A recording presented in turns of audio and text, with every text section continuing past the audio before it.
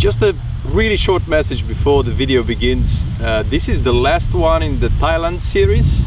This video is the last one in the Thailand series, and it's probably the most confusing one, as you will see. And I'm really sorry for that, because it doesn't really have any story or any like line that goes through it. Basically, if you watched all 4 of them, you can see that the quality of them is kind of goes down. You know, the first one is good and then it goes kind of down. It's because I wanted to enjoy the trip, especially in the end, which is this video is about, in Ko Phangan, which we took a few days completely off just to relax, because in the previous days our schedule was quite tight. So I was leaving the camera at home, at hotel, more and more, because I knew that if I take my camera, then I will shoot and, you know, try to make a vlog. So I hope you'll enjoy it. It's not bad, it's just not, just watch it and I'll talk to you again when it's finished.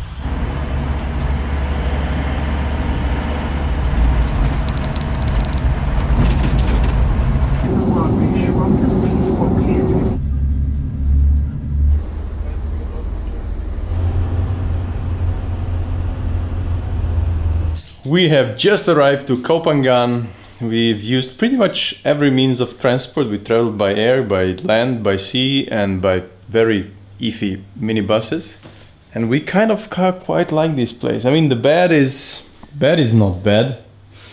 The designs and everything looks really good, like this proper stuff. The shower. But what we really like about it is this.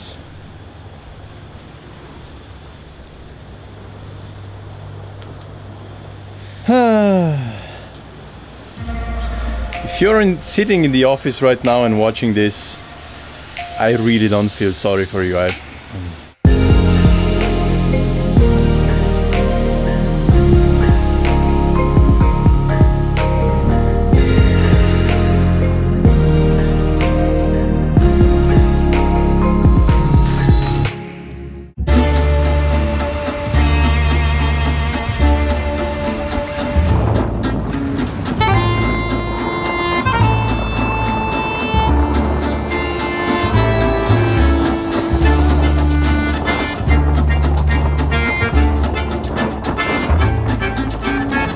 I think without the scooter it's pretty much useless to stay on Ko Phangan, because it's like the whole island just ups and downs and ups and downs, and taxis are quite expensive, and if you want to go somewhere you need to drive, so you rent a scooter.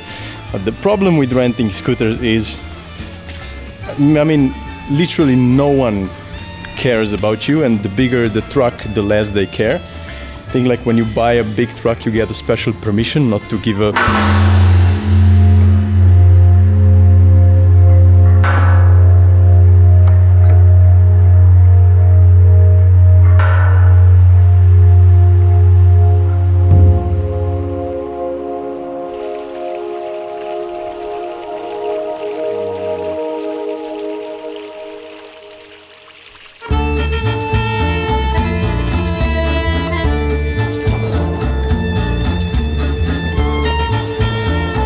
We always choose the best timing for hiking. Right now it's about noon and it's about 150 degrees, and like we've literally been only walking uphill since we parked the scooter, but this looks amazing.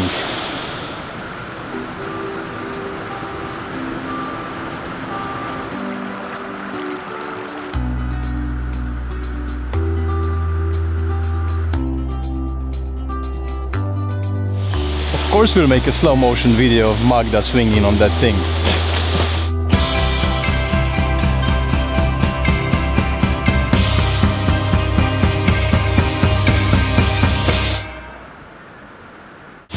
The upside of going on holidays off season is also that you can have places like Paradise waterfalls completely for yourself. We have this funicular just for ourselves. We have this private beach just for ourselves. We have this restaurant with an amazing view just for ourselves. We have this huge space, whatever it is, just for ourselves. We have these two guards guarding this giant door to a random apartment just for ourselves. We have this swimming pool just for ourselves. We have the full moon beach just for ourselves. And this seven-headed cobra.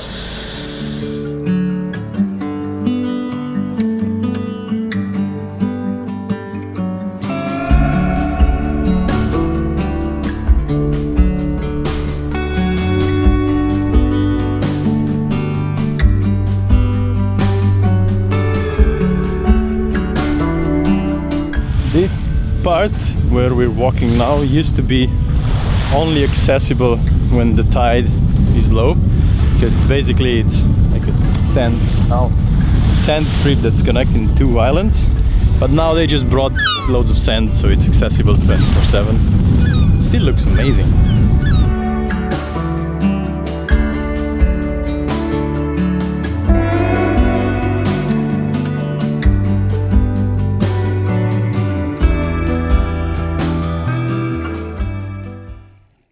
In the Tongsala night market you can find pretty much anything.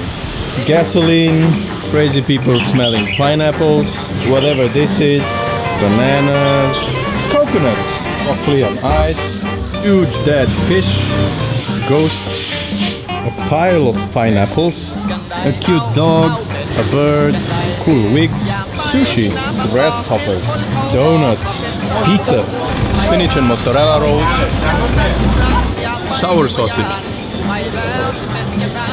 sour chicken, coconut cake, good. And people that clearly don't use sunscreen.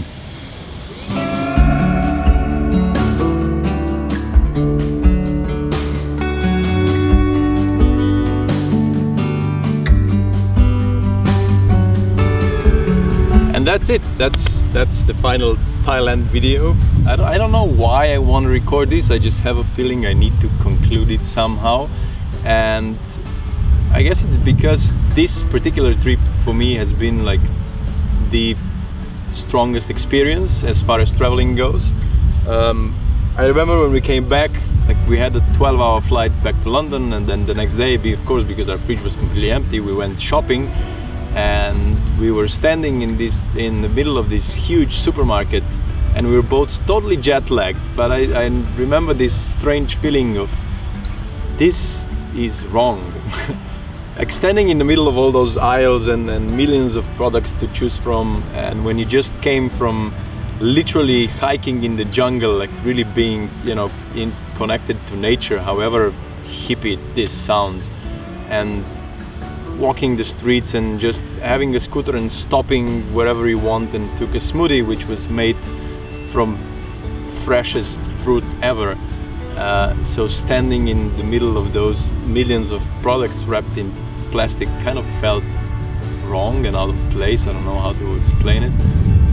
I remember when we came there and the first time we had a smoothie, I started complaining, why the hell are they putting sugar in this? Because, you know, it should be sweet enough. But very soon we realized that there is no sugar in it. It's just because the fruit is so fresh and tasty and it has so much sugar in it. That's why the whole smoothie was so sweet.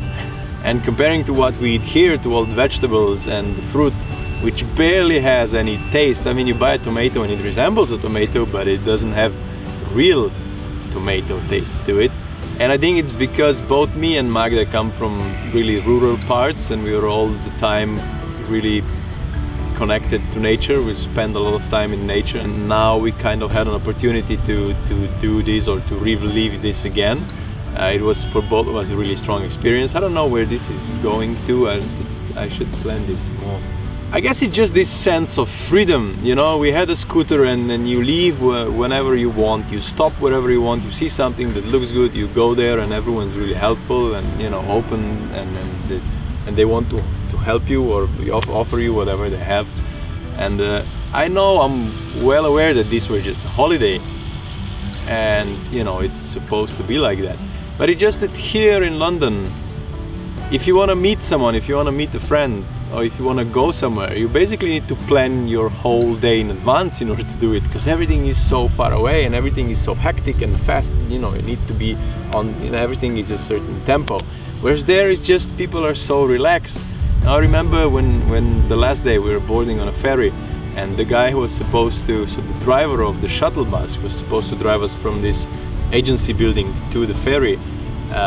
He was walking really slow. We were all packed on in the van or the truck or whatever that is, and it was really high time to go. The ferry was already waiting, and he like has the slowest, most leisurely walk to the van. He sat in and off we went. And everyone works in this kind of way. And we had chicken pad thai in Ko Phangan, which is probably the busiest, or at least the most touristic street in Bangkok.